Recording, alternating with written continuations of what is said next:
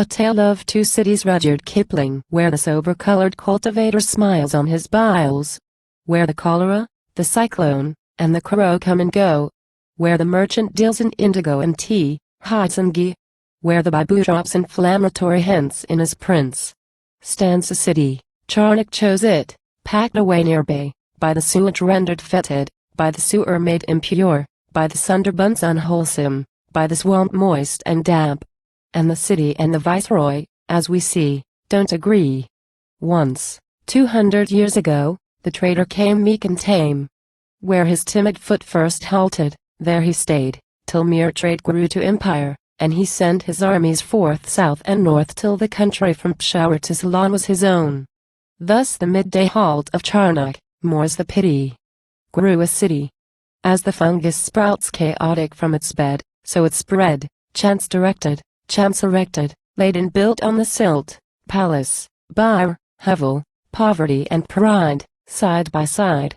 And, above the packed and pestilential town, death looked down.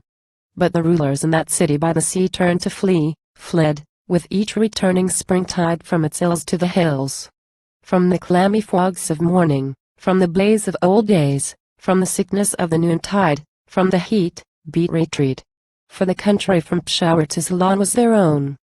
But the merchant risked the perils of the plain for his gain. Now the resting place of Charnock, neath the palms, asks an alms, and the burden of its lamentation is, briefly, this, ampersand quo. Because for certain months, we boil and stew, so should you. Cast the viceroy and his council, to perspire in our fire. Ampersand quo. And for answer to the argument, in vain we explain that an amateur St. Lawrence cannot fry, ampersand quo. All must fry. Ampersand quo. That the merchant risks the perils of the plain for gain. Nor can rulers rule a house that men grow rich in, from its kitchen. Let the babu drop inflammatory hints in his prints.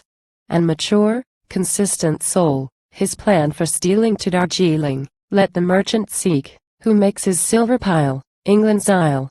Let the city Charnock pitched on, evil day, go her way.